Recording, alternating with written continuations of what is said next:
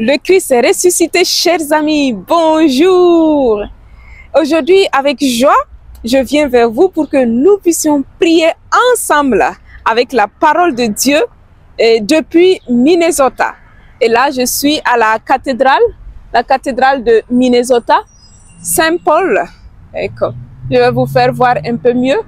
Voici, ça c'est la cathédrale de Minnesota. Et le Seigneur est merveilleux. C'est une très belle ville que nous allons proclamer ensemble la puissance de la parole de Dieu.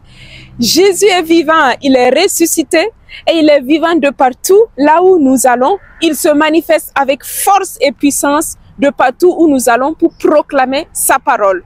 Et ici aussi à Minnesota, il est en train d'œuvrer avec force et puissance.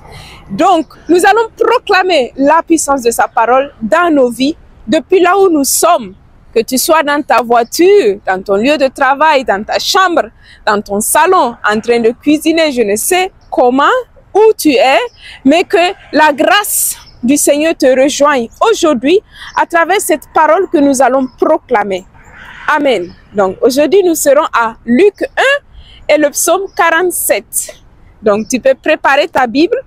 Je n'ai pas actuellement ici ma Bible, mais aujourd'hui je vais utiliser le téléphone pour proclamer la parole. Mais toi tu as ta Bible et prends ta Bible et nous allons proclamer ensemble la parole de Dieu. Seigneur Jésus, nous te remercions, nous te bénissons.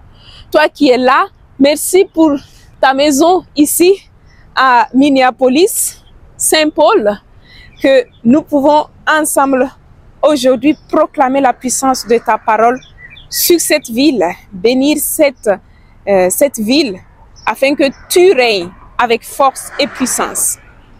Luc chapitre 1. Beaucoup ont entrepris de composer un récit des événements qui se sont accomplis parmi nous, d'après ce que nous ont transmis ceux qui, dès le commencement, furent témoins oculaires et serviteurs de la parole. C'est pourquoi j'ai décidé moi aussi, après avoir recueilli avec précision des informations concernant tout ce qui s'est passé depuis le début, d'écrire pour toi, excellent Théophile, un exposé suivi, afin que tu rendes bien compte de la solidité des enseignements que tu as entendus. Il y avait au temps d'Hérode, le grand roi de Judée, un prêtre du groupe d'Abia, nommé Zacharie. Sa femme aussi était descendante d'Aaron. Elle s'appelait Élisabeth. Il y était l'un et l'autre des justes devant Dieu.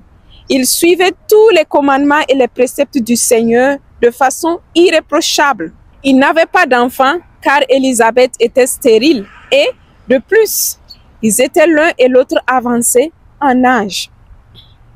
Or, tandis que Zacharie, durant la période attribuée aux prêtres de son groupe, assurait le service du culte devant Dieu, il fut désigné par le sort suivant l'usage des prêtres pour aller offrir l'encens dans le sanctuaire du Seigneur.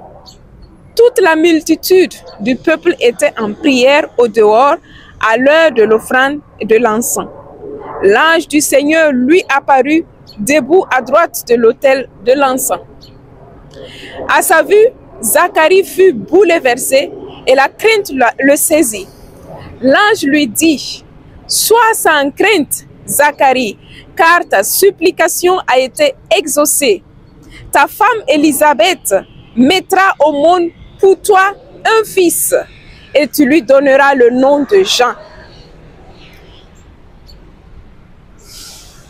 Tu seras dans la joie et l'allégresse, et beaucoup se réjouiront de sa naissance. Car il sera grand devant le Seigneur, il ne boira pas de vin, car il sera grand devant le Seigneur. Il ne boira pas de vin ni de boisson forte, et il sera rempli d'Esprit Saint dès le ventre de sa mère. Il fera revenir de nombreux fils d'Israël au Seigneur leur Dieu. Il marchera devant en présence du Seigneur avec l'esprit et la puissance du prophète Élie, pour faire revenir le cœur des pères vers leurs enfants, ramener les rebelles à la sagesse des justes et préparer au Seigneur un peuple bien disposé. Alors Zacharie dit à l'ange: « Comment vais-je savoir que cela arrivera? Moi, en effet, je suis un vieillard et ma femme est avancée en âge. L'ange lui répondit, je suis Gabriel et je me tiens en présence de Dieu. J'ai été envoyé pour te parler et pour t'annoncer cette bonne nouvelle. Mais voici que tu seras réduit au silence et jusqu'au jour où cela se réalisera, tu ne pourras plus parler parce que tu n'as pas cru à mes paroles. Celles-ci s'accompliront en leur temps. Le peuple attendait Zacharie et s'étonnait qu'il s'attardait dans le sanctuaire. Quand il sortit, il ne pouvait pas leur parler et ils comprirent que dans le sanctuaire, il y avait eu une vision. Il leur faisait des signes et restait muet.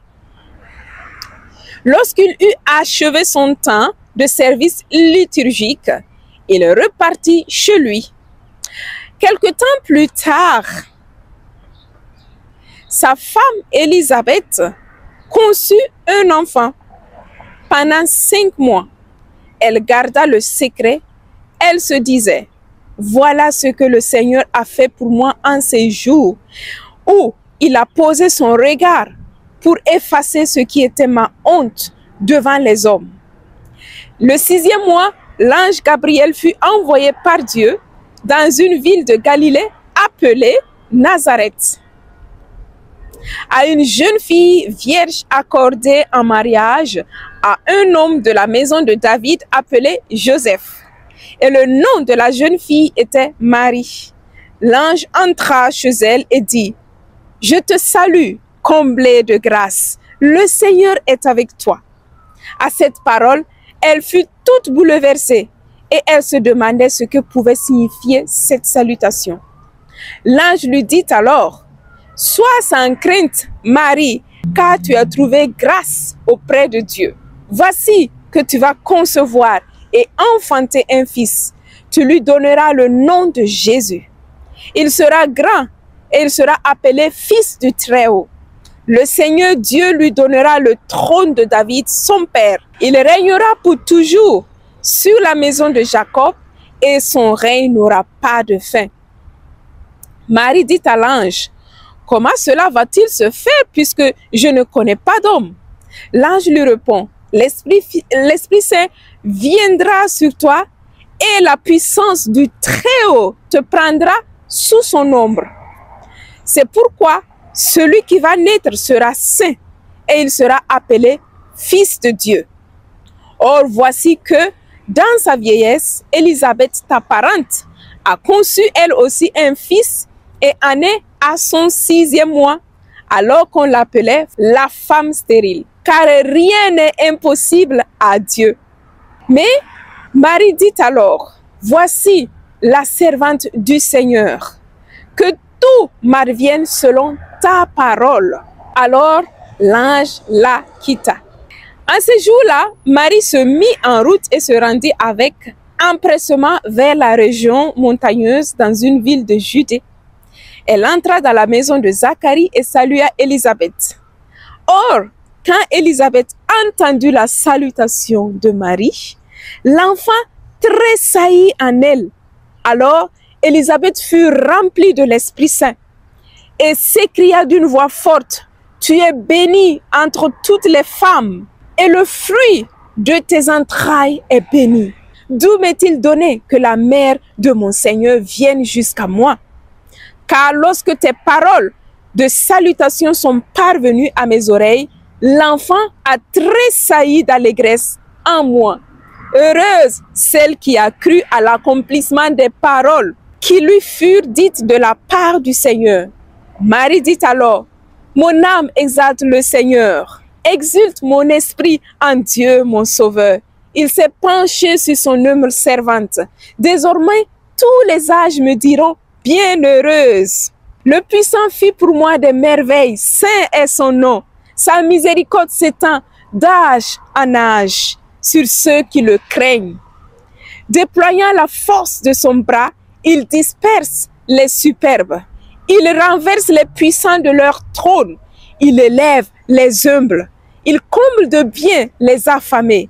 Renvoie les riches les mains vides. Il relève Israël, son serviteur. Il se souvient de son amour, de la promesse faite à nos pères en faveur d'Abraham et de sa race à jamais. Marie resta avec Élisabeth environ 3 mois, puis elle s'en retourna chez elle.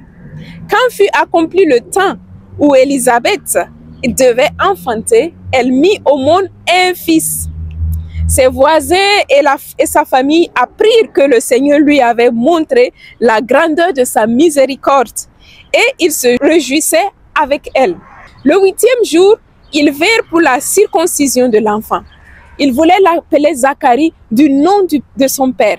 Mais sa mère prit la parole et déclara: non, il s'appellera Jean. On lui dit: personne dans ta famille ne porte ce nom-là. On demandait par signe au père comment il voulait l'appeler. Il se fit donner une tablette sur laquelle il écrivit: Jean est son nom. Et tout le monde en fut étonné. À l'instant même, sa bouche s'ouvrit, sa langue se délia, il parlait et il bénissait Dieu.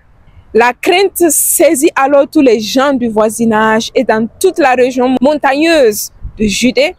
On racontait tous ces événements. Tous ceux qui les apprenaient les conservaient dans leur cœur et disaient: que sera donc cet enfant? En effet, la main du Seigneur était avec lui. Zacharie, son père, fut rempli d'Esprit Saint et prononça ces paroles prophétiques: béni soit le Seigneur, le Dieu d'Israël, qui visite et rachète son peuple.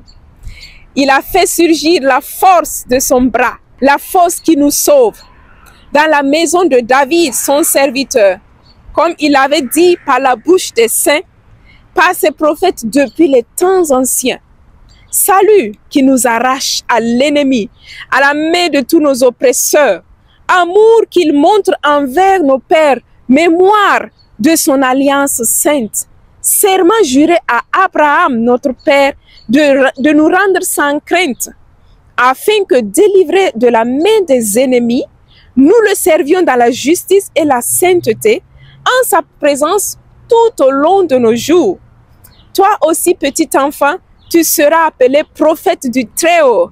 Tu marcheras devant, à la face du Seigneur, tu prépareras ses chemins pour donner à son peuple de connaître le salut par la rémission de ses péchés, grâce à la tendresse, à l'amour de notre Dieu, quand nous visite l'astre d'en haut, pour illuminer ceux qui habitent les ténèbres et l'ombre de la mort, pour conduire nos pas au chemin de la paix. L'enfant grandissait et son esprit se fortifiait. Il alla vivre au désert jusqu'au jour où il se fit connaître à Israël. Amen. Merveilleuse parole. Merci Seigneur pour cette parole où tu nous donnes, tu nous montres comment tu es puissant, que rien n'est impossible à toi. Élisabeth a enfanté dans la vieillesse. Rien n'est impossible à toi. Oui, le verset qui m'a touché proprement, c'est le verset 37-38 où on dit: car rien n'est impossible à Dieu. Marie dit alors: voici la servante du Seigneur, que tout m'advienne selon ta parole. Oui, voici le secret de l'impossibilité de la main, de l'action du Seigneur dans notre vie. Que ta parole soit faite en moi, que tu accomplisses, Seigneur, ta parole en moi, et que je puisse vraiment accueillir ta parole en moi, et ainsi, rien ne sera impossible à moi. Merci Seigneur parce que tu nous montres à travers l'exemple de Marie que le secret de ton action dans nos vies, dans nos difficultés, dans tout ce que nous puissions vivre, c'est de vivre selon ta parole. C'est d'accueillir ta parole dans notre vie. Seigneur, je t'accueille dans ma vie. J'accueille ta parole dans ma vie. Merci parce que proprement maintenant même, nous sommes en train de proclamer la puissance de ta parole dans notre vie. Donne-moi d'être comme une éponge qui absorbe tout ce qui est de grâce, qui absorbe jusqu'à la profondeur ta bénédiction dans ma vie pour que vraiment tout soit possible par ta grâce dans ma vie.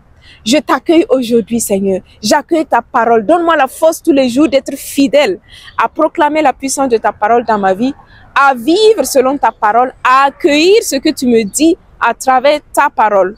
Je suis ta servante, Seigneur. Qu'il fasse jour, qu'il fasse nuit, je veux te servir, Seigneur. Même ici, je veux être ton instrument d'évangélisation, ton instrument de paix, ton instrument d'amour, ton instrument de communion. Donne-moi, Seigneur, d'être un exemple de vie de ta parole, afin que tu puisses vraiment venir demeurer en moi, comme, Seigneur, tu as demeuré en Marie, que ta présence soit complète, Seigneur, dans moi, afin que je puisse vraiment pouvoir te donner aux autres. Merci, Seigneur, d'accepter de venir demeurer dans mon cœur. Je t'ouvre mon cœur et je t'accueille. Viens faire ta volonté en moi. Et là, tout me sera possible. Car avec toi, rien n'est impossible. Rien n'est impossible lorsque je collabore avec ta grâce, avec ta parole, comme Marie l'a dit, que ta parole s'accomplisse en moi. Amen. Et maintenant, mon frère et ma soeur, c'est ton tour. Tu peux faire ta prière maintenant et nous allons continuer avec le psaume. Donc, nous sommes au psaume 47. Psaume 47. Il est grand le Seigneur, hautement loué dans la ville de notre Dieu. Sa sainte montagne, altière et belle, joie de toute la terre. La montagne de Sion, c'est la parole du monde, la cité du grand roi. Dieu se relève en ses palais, vraie citadelle. Voici que des rois s'étaient ligués. Ils avançaient tous ensemble. Ils ont vu et soudain, stupéfaits, pris de panique, ils ont fui. Et voilà qu'un tremblement les saisit, douleur de femme qui accouche. Un vent qui souffle du désert a brisé les vaisseaux du Tarsis. Nous l'avions entendu, nous l'avions vu dans la ville du Seigneur, Dieu de l'univers, dans la ville de Dieu notre Dieu, qui l'affermira pour toujours. Dieu, nous revivons ton amour au milieu de ton temple. Ta louange, comme ton nom, couvre l'étendue de la terre de partout. Ta main droite qui donne la victoire réjouit la montagne de Sion. Les villes de Juda exultent devant tes jugements. Longez les remparts de Sion, comptez ses tours, que vos cœurs s'éprègnent de ses murs, contemplez ses palais, et vous direz aux âges qui viendront, ce Dieu est notre Dieu, pour toujours et à jamais notre guide pour les siècles. Amen. Merci Seigneur pour ta parole. Et la parole qui m'a touchée de plus, c'est le verset 11 et 12. Ta louange, comme ton nom, couvre l'étendue de la terre. Ta main droite qui donne la victoire réjouit la montagne de Sion. Les villes de Juda exultent devant tes jugements. Amen.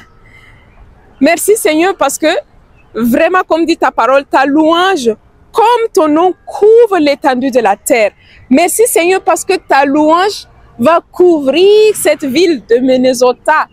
Que depuis ton temple, Seigneur, des vies seront transformées, des vies seront remplies, des vies seront changées, afin que ta louange se répande de partout, dans le monde, sur cette terre, dans cette ville où je suis actuellement, là où est, mes frères et sœurs, que ta louange se répande, parce que la puissance de ta louange fait écrouler les murs, pour que vraiment l'ennemi soit terrassé. Merci Seigneur parce que tu nous donnes ta victoire, Seigneur, comme dit ici ta parole. Ta main droite qui donne la victoire réjouit la montagne de Sion. Seigneur, merci parce que ta victoire réjouit nos cœurs. Viens et demeure, règne dans mon cœur, Seigneur. Donne-moi, Seigneur, de sortir victorieux devant toute montagne, devant tout obstacle, devant tout ce que je puisse vivre sur cette terre qui pourrait conditionner ma vie.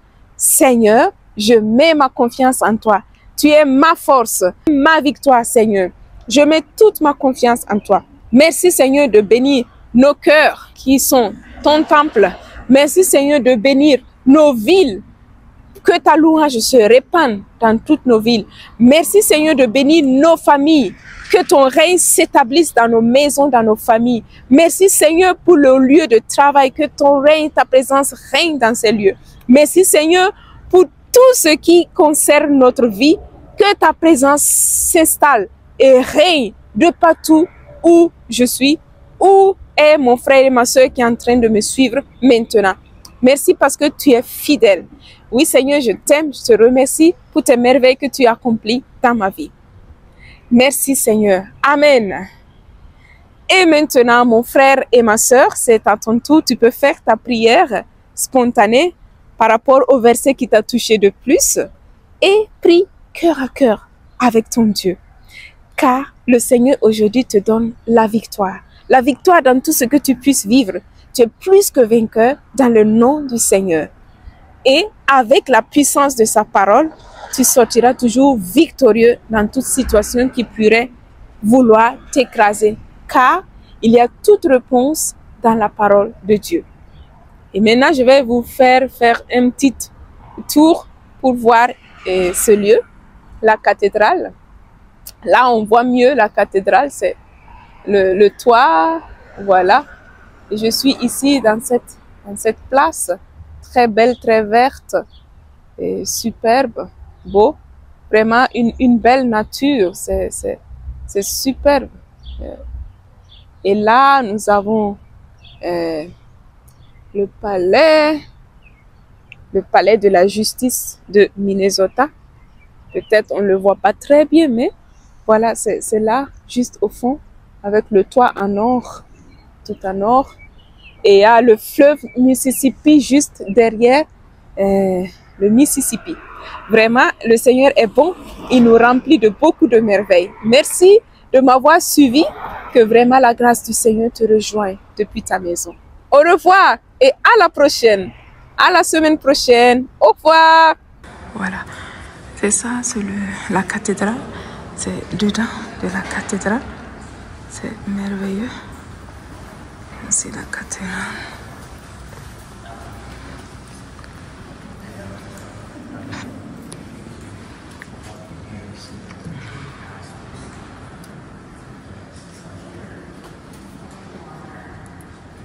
Là, il y a Saint-Paul.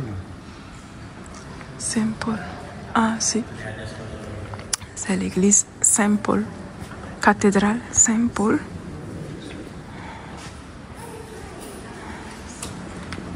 Vraiment très joli.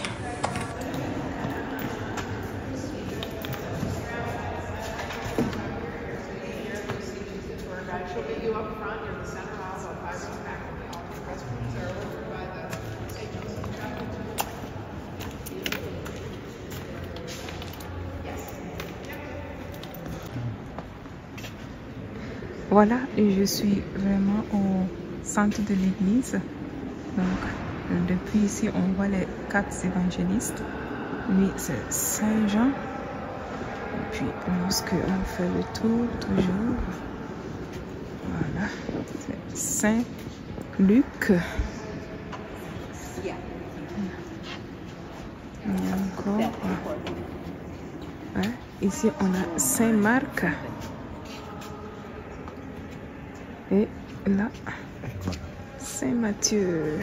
Donc depuis ici, nous sommes au centre de l'église que je vous fais voir la coupole. Là. Voilà. Et c'est merveilleux. Parfait. Alors, merci chers amis et vraiment que le Seigneur vous bénisse là où vous êtes. Thank you.